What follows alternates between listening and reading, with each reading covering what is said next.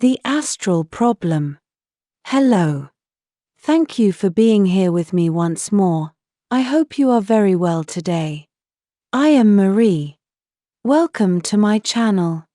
This information can be seen as science fiction, or as the viewer sees best, and I post it for entertainment purposes only.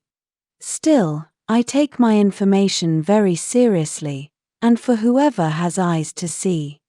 I am writing this on the morning of February 16, 2025. I was not planning to write about this subject, and it only occurred to me after publishing my last videos about the problem with reptiles. What Ari the Urmah tiger explained to me was quite revealing, especially about how reptiles use the astral and how they are in it. It corroborated many things that I had only suspected. So after that subject, I inevitably started to think about the consequences of those facts, and thus this subject was born after I thought about it yesterday all day long. As Ari explained, one of the biggest limitations of the Human-Lyran species is their range of perception, from which their concept of reality derives.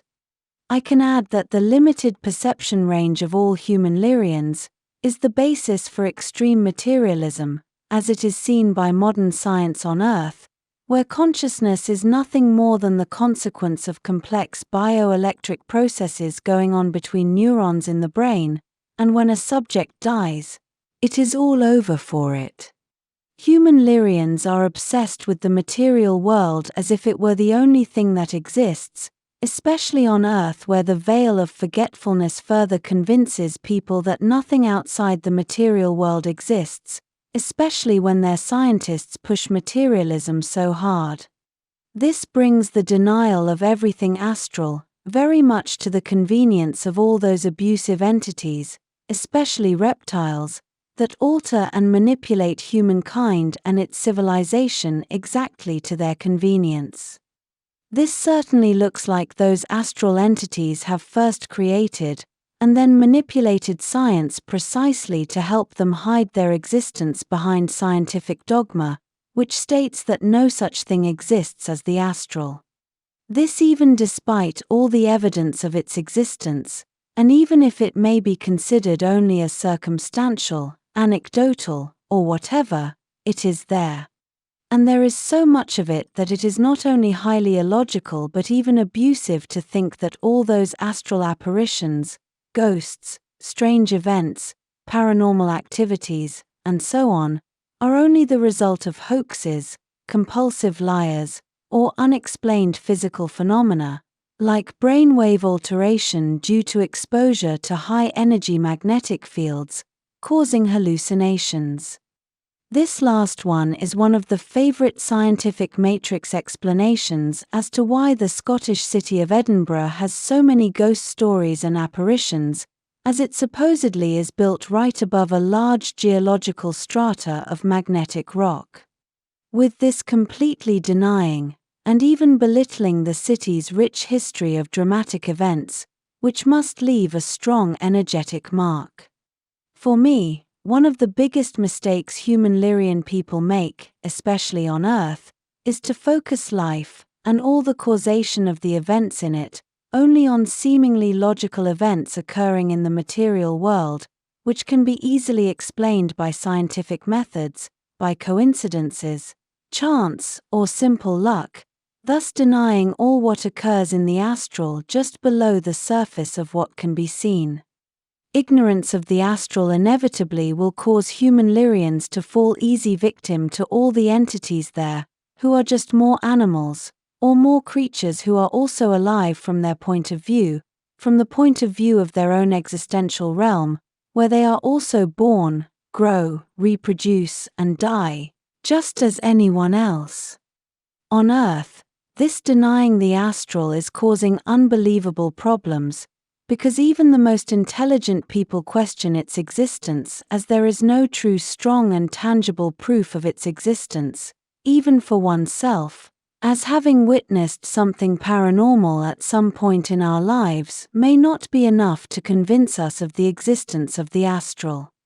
And I say, convince us, including myself, because I feel you, I agree with you, I understand who so many of you deny or doubt the existence of the astral, because I can see both sides, as I am too usually only focusing my life on the material side of things, even having gone through strong experiences like the Urmah astrally healing me.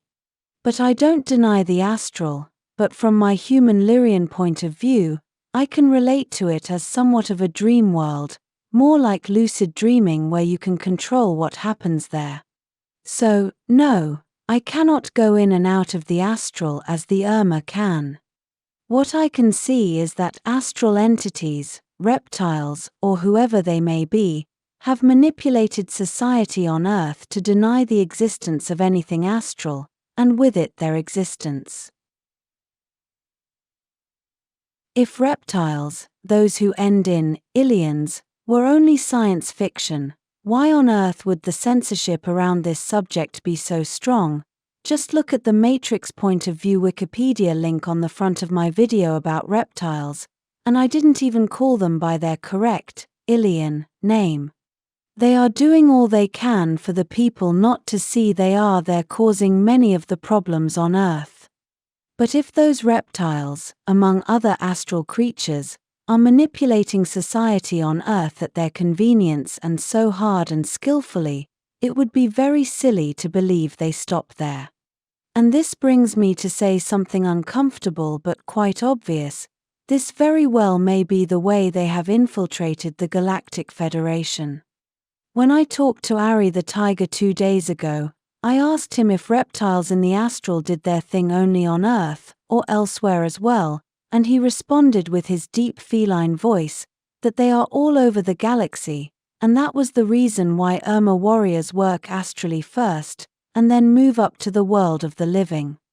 This means that if humans, especially those on Earth, want to defend themselves against all that is hurting and exploiting them, then they must stop denying what happens in the astral, and start to work there as well.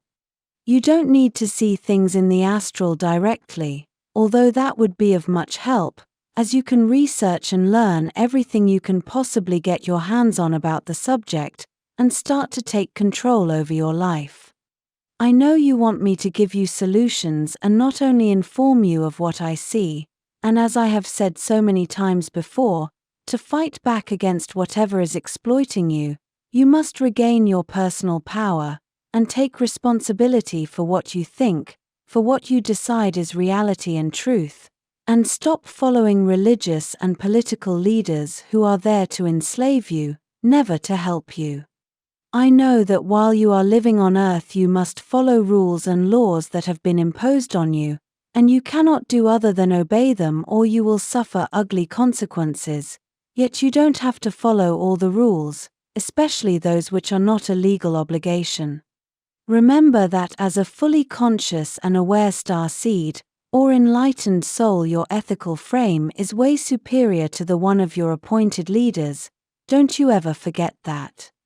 Now I see that the reason why no one can find who is controlling the Galactic Federation is because they are only looking at what happens in the world of the living, and not below where things are being manifested and from where things are truly being controlled.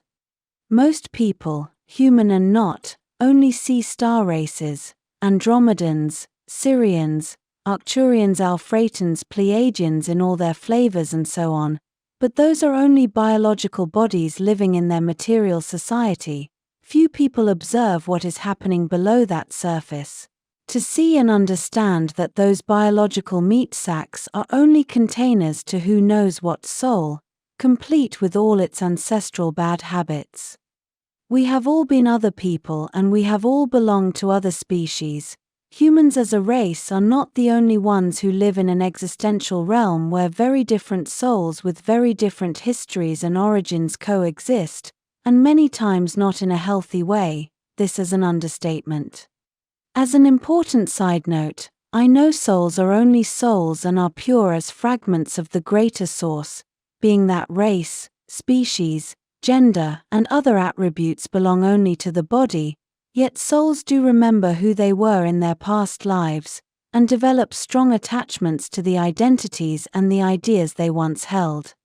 Those ideas in the memory of a soul can be used to classify it even if it does not have any direct attribute as a pure soul. Remember that ideas are what generate reality. An example of this would be the attachments and preferences of a soul to belong to one or the other gender when reincarnating.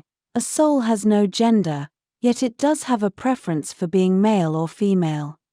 The great invasive expansion of the dark, elusive, and evil Galactic Federation very well could have its origins in an astral infestation, perhaps by reptile forces, but not only, as they are by far not the only regressive entities lurking in the astral, making our lives impossible. As another side note, I am also very well aware that there are very positive and loving truly reptile star races, yet contact with them is scarce at best. As you have noticed, what happens on Earth is just a smaller reflection of what happens outside Earth, where the Galactic Federation is the government, with all its shortcomings, abuses, and so on.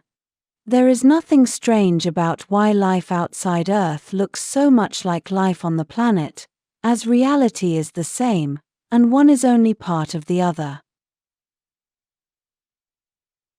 They are not even reflections as such, one or the other, they are part of the same socio-cultural structure. Everything that is happening on Earth is also happening outside of it, only to third parties and with variants. It's the same, only much larger and more expanded, with an added complexity to everything. It is so easy to see that politicians on Earth are only puppets of others handling things from under the table, mostly away from public eyes. An example of this is Carrot. You know who I am talking about. With his strong, imposing personality, he makes people believe that he is the leader, when in fact he is only a puppet and he knows it. He is a puppet of the corporations behind him, who in turn obey their secret societies, who in turn obey Galactic Federation representatives, who also obey others above them, dissolving the chain of command into the ethers, and into the vast confusion of time and space. Just look at Musk, who is always behind Carrot yet doing whatever he wants. He looks very much like he is Carrot's handler, and, probably, Musk is not even human, as I know he is connected to the Galactic Federation which talks to him directly, and this explains why he has so much innovative technology. Who knows what is inside that biological body? He may be connected to China, as his physical looks may lead us in that direction as well, but from my point of view, he very well could be an Alfreton Federation representative appointed to be the direct Carrot handler, among other things.